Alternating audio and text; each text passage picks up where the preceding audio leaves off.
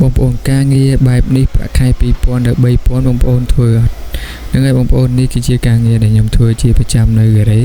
ហើយបងប្អូនជួយ share ម្នាក់មួយផងដើម្បីឲ្យអ្នកដែលចង់មកធ្វើការនៅកូរ៉េបានឃើញចង់ធ្វើការងារអី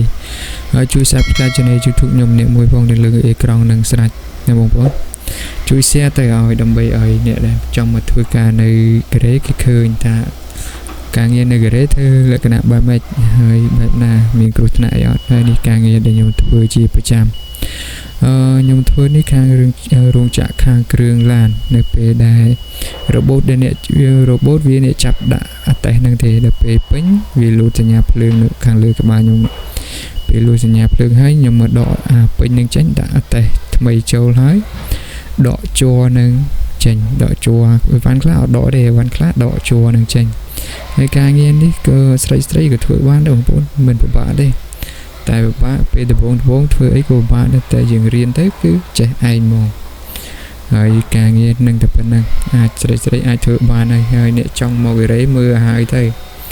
ចង់ដាក់ខាងផ្នែកអីខាងខ្ញុំចំពោះខ្ញុំនេះឧស្សាហកម្មហើយនិយាយពីប្រាក់ខែវិញប្រាក់ខែជាមធ្យមខ្ញុំជាមធ្យមគឺចាប់ពី2000ដល់2004ទៅប៉ុណ្ណឹងបងប្អូនព្រោះអីលុយកូរ៉េឥឡូវក៏រៀងចុះថោកដែរដូច្នេះហើយទោះយើងបានចិត្តដល់3លានជាងក៏នៅបានតែ2000ជាងហ្នឹងតែប៉ុណ្ណឹង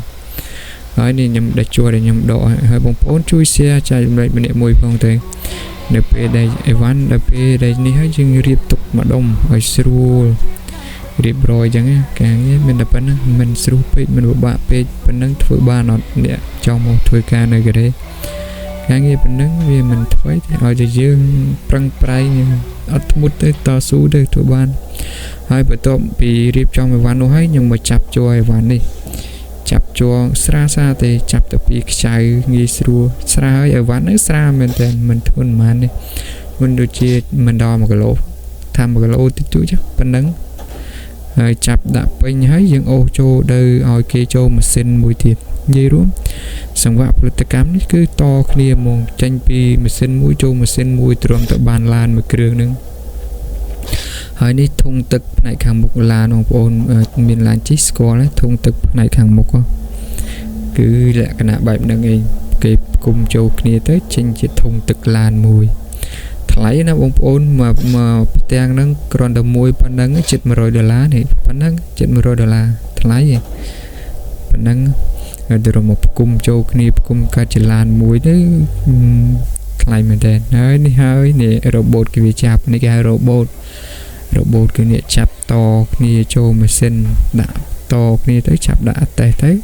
ពេលពេញខ្ញុំដកចេញ